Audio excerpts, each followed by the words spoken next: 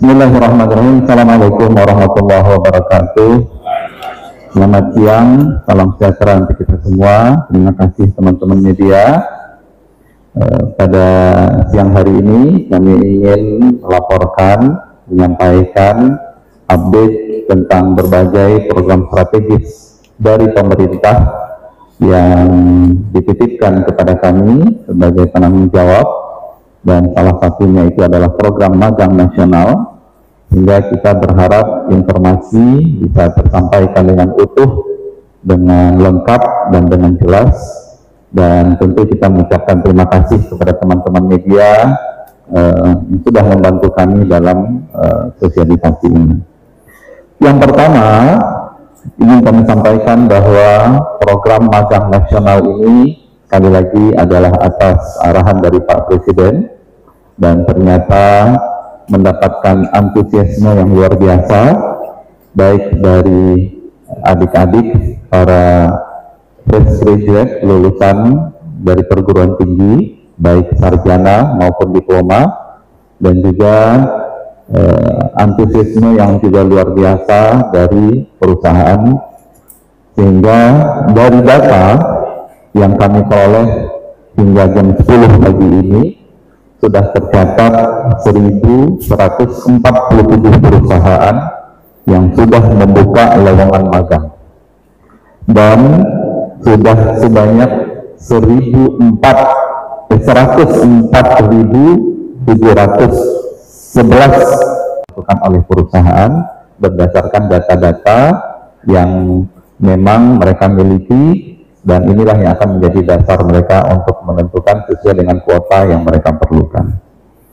Hari ini Menteri Ketenagakerjaan juga sudah mengeluarkan surat edaran kepada seluruh kepala daerah agar mendorong lebih banyak perusahaan berpartisipasi dalam program magang nasional ini.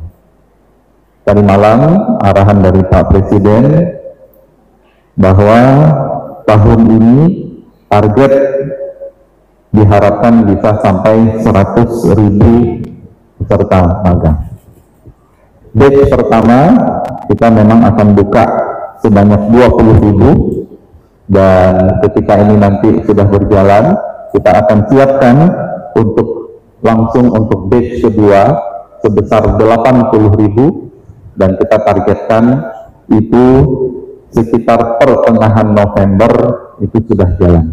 Nanti kami akan sampaikan detail tanggal terkait dengan kapan perusahaan akan menyampaikan lowongan magang, kemudian kapan para peserta bisa memilih lowongan magang tersebut. Dan pada batch kedua kita akan memperluas perusahaan yang boleh ikut berpartisipasi ke kementerian, lembaga, dan badan, baik dari pemerintah pusat ataupun pemerintah daerah. Karena kami ingin, sesuai dengan arahan Pak Presiden, memberikan kesempatan yang seluas-luasnya, dan kesempatan magang ini terdistribusi di semua provinsi. Jadi tidak hanya untuk sarjana, tapi juga untuk diploma. Sehingga Bapak dan Ibu kalau lihat ya adik-adik yang melamar, ada beberapa posisi yang memang sengaja itu dibutuhkan adalah untuk lulusan diploma. Ya, jadi tidak semuanya untuk sarjana. Itu yang pertama ingin kami sampaikan, dan kita tentu mengucapkan terima kasih ya atas Bapak Presiden atas arahannya, kemudian Menko Perekonomian, ya, kemudian support dari Kementerian Dikti-Saintek terkait dengan data siapa peserta magang yang eligible lulusan dalam 1 tahun terakhir, dukungan dari Menteri Sekretaris Kabinet, Menteri Hukum, dan kemudian Sekretaris Kabinet, dan berbagai pihak yang tentu tidak bisa kami sebutkan satu persatu, juga bagi perusahaan yang sudah ikut mensukseskan program ini. Nanti kita akan kawal terkait dengan pengawasannya. Yang pertama, peserta magang akan kita minta mengisi aktivitas harian secara online, ya, dan kemudian perusahaan kita akan minta untuk menunjuk mentor yang akan membersamai peserta magang, dan mentor ini akan melakukan evaluasi bulanan terkait dengan capaian soft skill, ya, dan capaian kompetensi teknis, dan inilah yang akan menjadi bahan evaluasi untuk bulan-bulan selanjutnya. Ini yang pertama. Yang kedua, Bapak dan Ibu, teman-teman semua, kami juga ingin menyampaikan bahwa selain magang hub, sebenarnya Kemenaker juga sudah memiliki aplikasi Career Hub pada platform Siap Kerja yang berisikan lowongan kerja. Jadi bukan magang, lowongan kerja. Saat ini tersedia sudah sekitar 200.000 lowongan kerja aktif, dan kami terus melakukan konsolidasi data dengan berbagai portal kerja swasta nasional, dan kita berdasarkan beberapa penelitian sebenarnya kita bisa mendapatkan jumlah lowongan kerja sampai 1 juta, dan ini yang sedang kami upayakan. Ini juga mungkin menjawab kekhawatiran bagi lulusan sarjana atau diploma yang bukan dalam 1 tahun terakhir. Jadi tidak perlu, ya, mencari magang, tapi bisa langsung melihat lowongan kerja. Silakan dilihat masing-masing lowongan ada persyaratan terkait dengan lulusan atau akademiknya seperti apa. Jadi silakan juga dalam kesempatan ini saya ingin menyampaikan tidak hanya magang hub, tapi Career Hub kemenaker.go.id itu bisa dimanfaatkan. Dan yang ketiga, ingin kami sampaikan bahwa Kementerian Ketenagakerjaan terus berupaya untuk memperluas akses upskilling dan reskilling melalui berbagai program pelatihan dan pemagangan.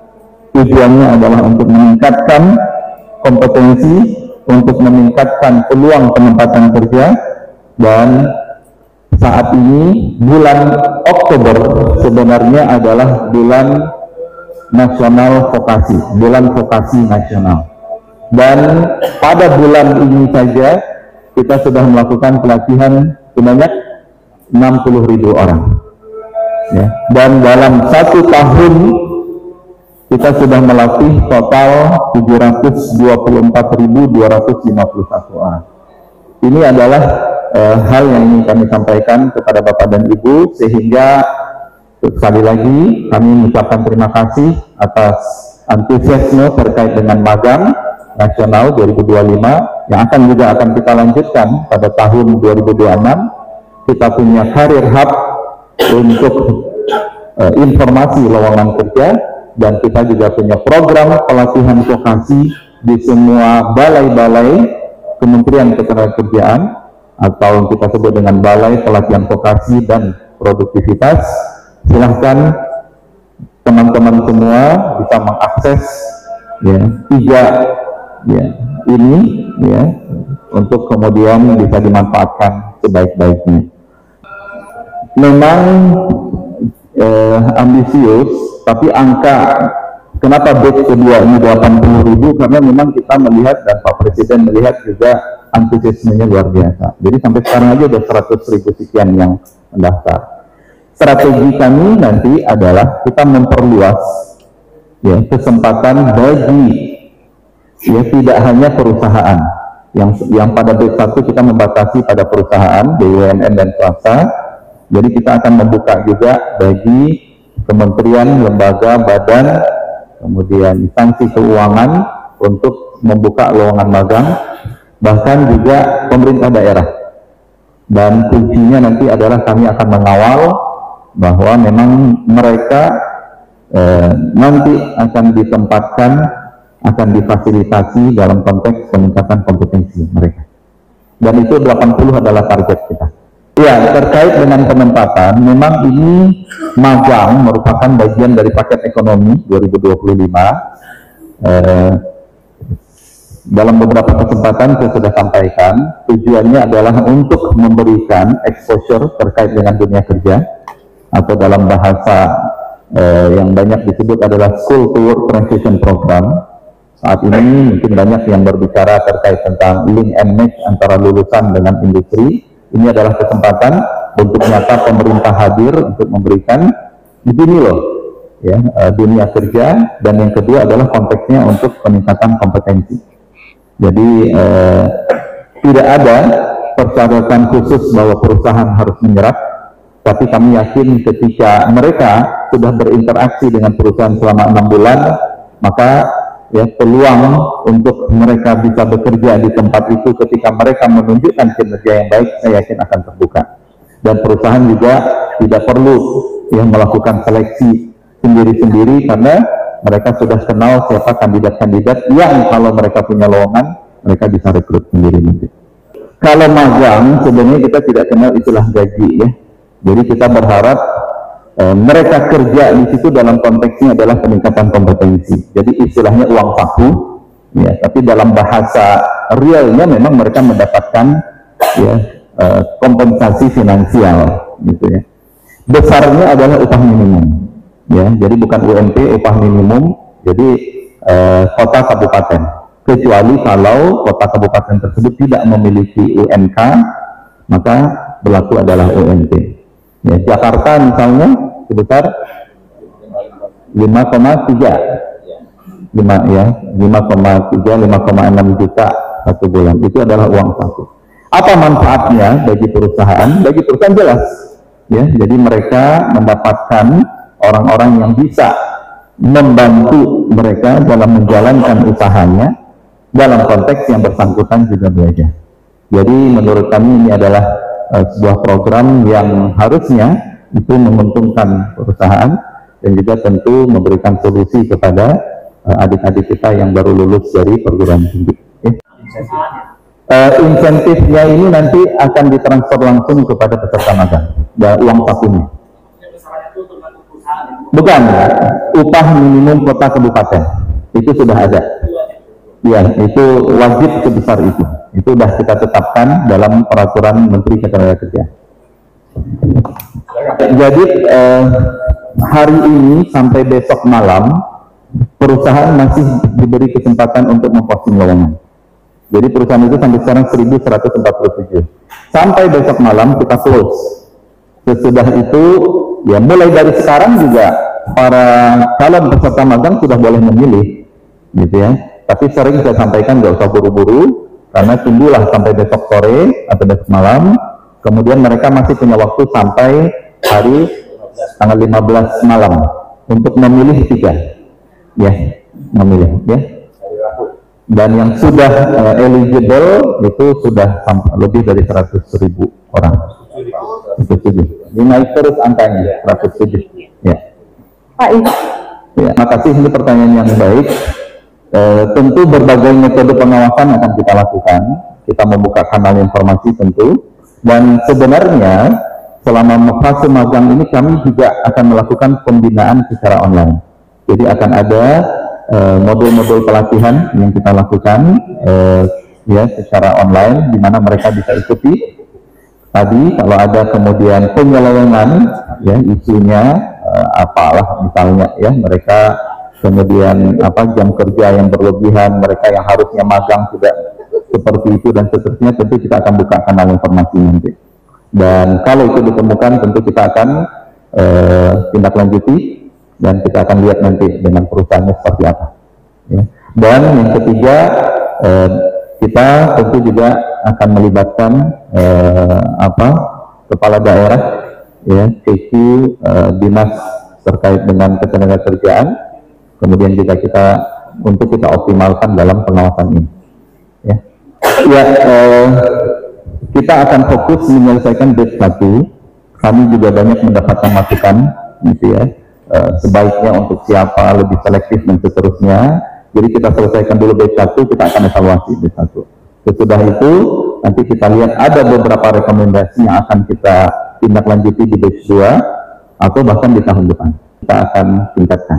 Termasuk tadi salah satu upaya kita adalah memperluas kesempatan baik di tempat magangnya itu tidak hanya di perusahaan tapi juga kementerian, lembaga dan badan. Itu salah satu strategi. Ya, jadi bukan kerja ya magang ya.